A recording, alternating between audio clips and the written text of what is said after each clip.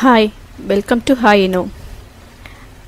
இன்றைக்கி என்ன பார்க்க போகிறோம் அப்படின்னு பார்த்தீங்கன்னா, எல்லாருக்குமே ரொம்ப பிடிச்ச பிரியாணி, அதுவும் நாட்டுக்கோழி பிரியாணி எப்படி செய்கிறதுங்கிறத இந்த வீடியோவில் பார்க்கலாம்.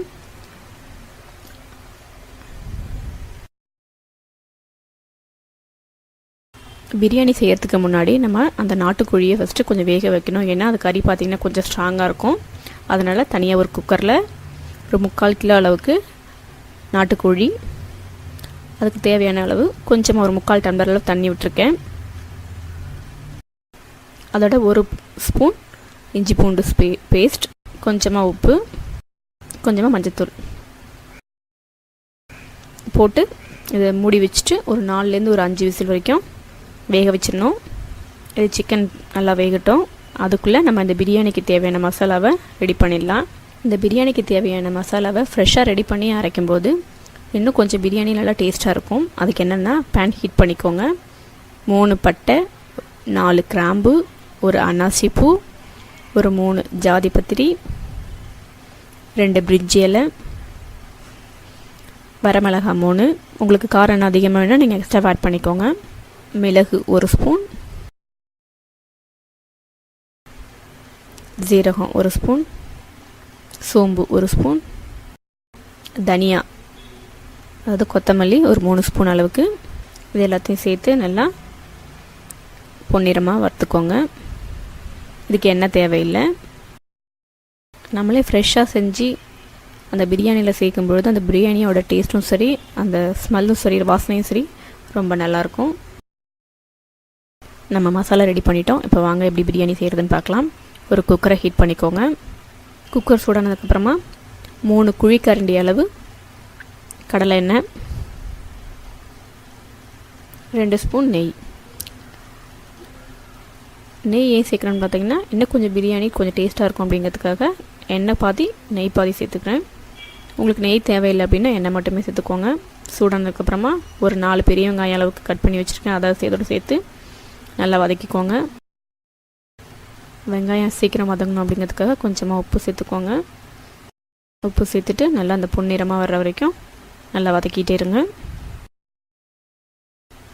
இப்போ பார்த்தீங்கன்னா அந்த வெங்காயம் கொஞ்சம் கலர் சேஞ்ச் ஆகி கோல்டன் ப்ரௌன் கலருக்கு வந்திருக்கு.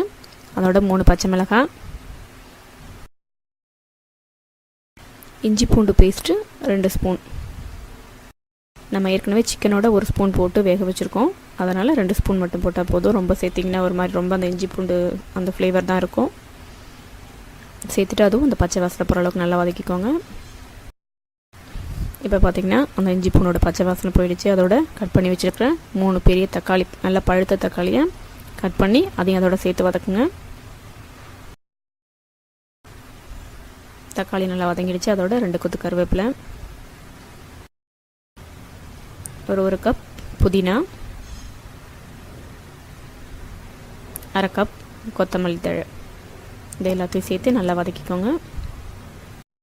இப்போ பார்த்திங்கன்னா எல்லாம் நல்லா வதங்கிடுச்சு.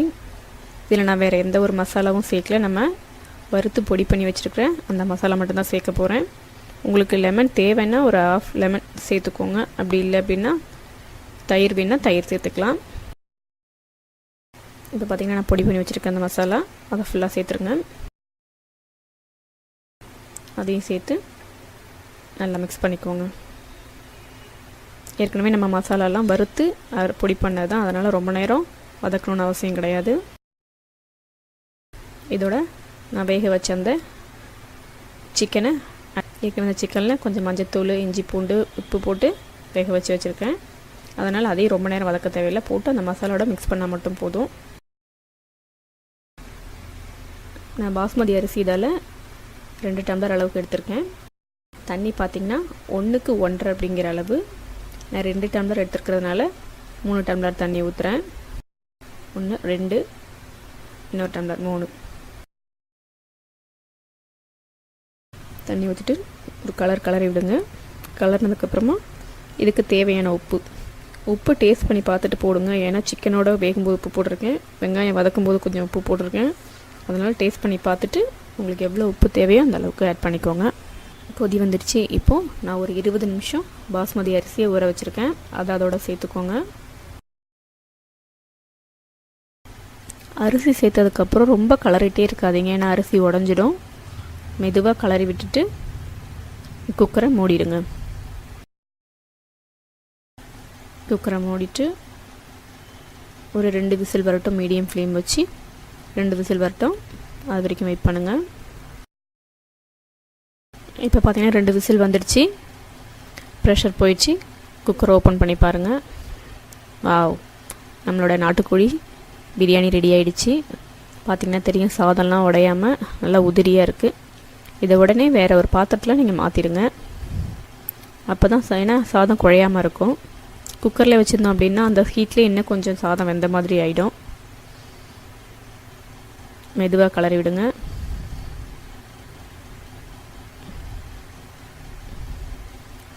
சாதம்லாம் ஒன்றோட ஒன்று ஒட்டாமல் நல்லா வெந்திருக்கு. நம்மளோட சுவையான நாட்டுக்கோழி பிரியாணி ரெடி ஆகிடுச்சு. நீங்களும் இதை ட்ரை பண்ணி பாருங்கள். உங்களுக்கு இந்த வீடியோ பிடிச்சிருந்ததுன்னா லைக் பண்ணுங்கள், ஷேர் பண்ணுங்கள், உங்களோட கமெண்ட்ஸை சொல்லுங்கள்.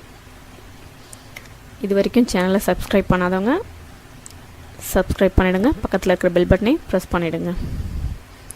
தேங்க்யூ.